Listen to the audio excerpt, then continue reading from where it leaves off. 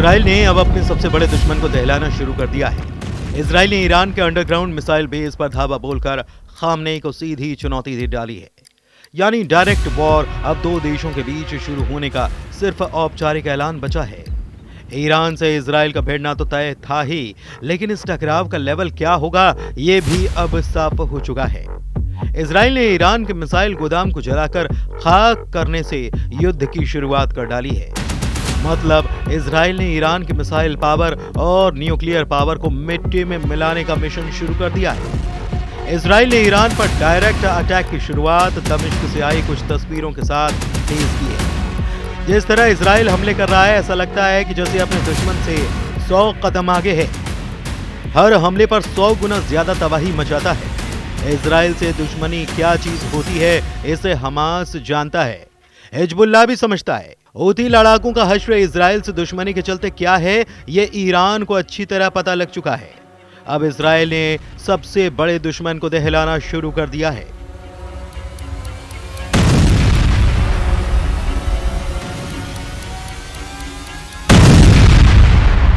Israel ने Iran के underground missile base पर धावा बोलकर खामनेई को सीधे चुनौती दे डाली है।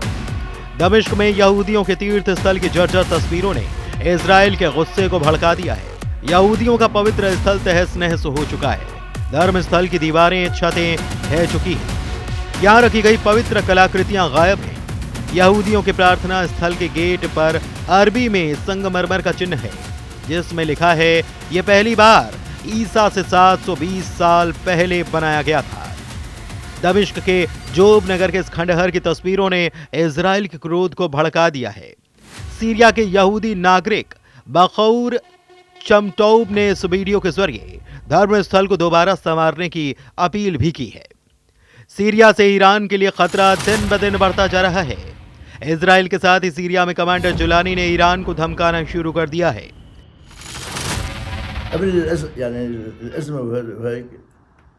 ما كان في شيء بالمره يعني تفوت طبيعي عادي بس هلا يعني هذا بتاسف انه اشوف هيك شغلات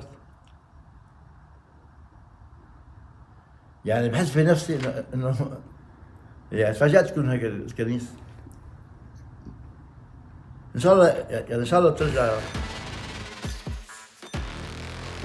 एसटीएस फरगाना ने जब से अपना नाम अहमद अल शारा रखा है तब से खामनेई को खुलकर चेतावनी देनी शुरू कर दी है।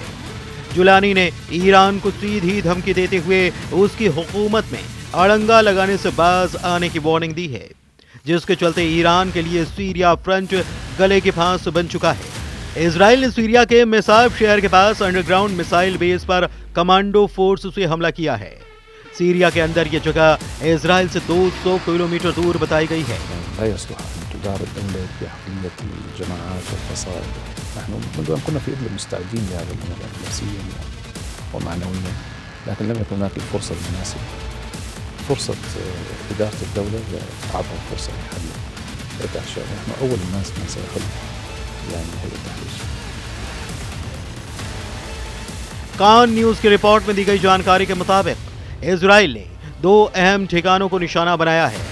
इस रिपोर्ट में कहा गया कि छापे उन अड्डों पर मारे गए जहां पर सीरिया रक्षा उद्योग के वैज्ञानिक और अनुसंधान केंद्र था। यहीं ईरानी रेवोल्यूशनरी गार्ड का अंडरग्राउंड मिसाइल कारखाना भी मौजूद था। रिपोर्ट में ये जानकारी दी गई है कि इजराइल ने संयुक्त राज्य अमेरिका को ऑपरेशन के बारे में पहले ही सारी जानकारी दे रखी थी। सीरिया में इजराइल के कमांडो ऑपरेशन को एक तरह से रिहर्सल बताया जा रहा है ताकि ईरान के भीतर जितने भी अंडरग्राउंड मिसाइल बेस हैं वहां ऑपरेशन को 100% सक्सेसफुल बनाया जा सके। यह मिशन कब शुरू होगा, इसमें कितनी फोर्स लगेगी, क्या मोसाद एजेंट्स भी ईरान में घुसकर मिसाइल अड्डे तबाह करेंगे, इसकी अब तक सिर्फ अटकलें ही लगाई जा रही हैं। हालांकि ये साफ है कि इजराइल का mission Tehran Netanyahu secret location से डायरेक्ट करने वाले हैं। रविवार 29 दिसंबर को पीएम नेतन्याहू की प्रोस्टेट सर्जरी हुई है। डॉक्टर्स ने उनके शरीर से प्रोस्टेट को अलग कर दिया है। यरूशलेम में हदासा मेडिकल सेंटर में सर्जरी के बाद रिकवरी के लिए नेतन्याहू को अंडरग्राउंड यूनिट में रखा गया है। इस अंडरग्राउंड यूनिट पर मिसाइल हमले का भी असर नहीं होगा।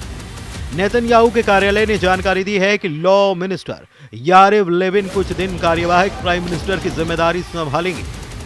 नेतन्याहू के सीक्रेट लोकेशन पर जाने के साथ ही इजराइल ने हिजबुल्लाह पर भीषण हमले किए हैं। IDF chief of staff lieutenant general Herzi Halevi ने हिजबुल्लाह पर जीत हासिल करने तक का ऐलान कर डाला है। हालांकि हलेवी ये बताना नहीं भूले कि असली जीत ईरान की तबाही के बाद ही मानी जाएगी। लेबनान मोर्चे पर टोटल कंट्रोल और सीरिया में हिजबुल्लाह को ईरान से अलग थलग करने के बाद हलेवी भी ईरान पर सीधे हमले के लिए तैयार हैं। उनसे पहले मोसाद चीफ ने भी ईरान में घुसकर नरसंहार के हथियारों के खात्मे का आइडिया पीएम नेतन्याहू को दिया था। जाहिर है इजराइल ने ईरान के खिलाफ मोर्चा खोल दिया है। इजराइल का टारगेट सबसे पहले ईरान के मिसाइल बेस को तबाह करना है। वजह है ईरान की मिसाइल पावर। ईरान ने जब इजराइल पर हमला किया मिसाइलों की ही बौछार की है। इन मिसाइल बेस को बर्बाद करने तक इजराइल अब रुकने वाला नहीं है। ईरान के जिस मिसाइल बेस को इजराइल सबसे पहले तबाह कर सकता है उसे भी जरा देख लीजिए। ईरान के समनान सूबे में शाहरोद स्पेस सेंटर है। इसे ईरान का मिसाइल टेस्टिंग और प्रोडक्शन बेस माना जाता है। ये वही सेंटर है जहां से अप्रैल और अक्टूबर में ईरान ने सैकड़ों मिसाइलें इजराइल पर दागी थी। बाद में इजराइल ने जंगी जेट से बमबारी कर इस बेस को उड़ा दिया था। हालांकि ईरान ने शाहरोद सेंटर को कुछ ही महीनों के बाद से फिर से एक्टिव कर दिया। इसके साथ ही इजराइल के टारगेट पर ईरान का इलम, खुजेस्तान और तेहरान मिसाइल बेस भी है। जिस तरह इजराइल ने सीरिया में घुसकर बीते सितंबर महीने में ईरान के बेस को बर्बाद किया, उसी तर्ज पर ईरान की जमीन पर उतरकर मिसाइल पावर खत्म की जाएगी।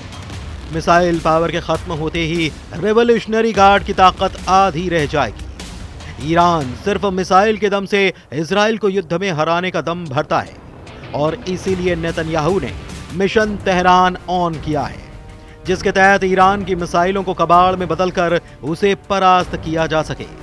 मिसाइल बेस की बर्बादी के बाद इजराइल ईरान के एटमी सेंटर्स को भी तबाह करने का प्लान बना रहा है। यानी युद्ध को जितना भी टालने की कोशिश की जा रही है, उससे उलट इजराइल युद्ध भड़काकर दुश्मनों के सफाए में लगा हुआ है।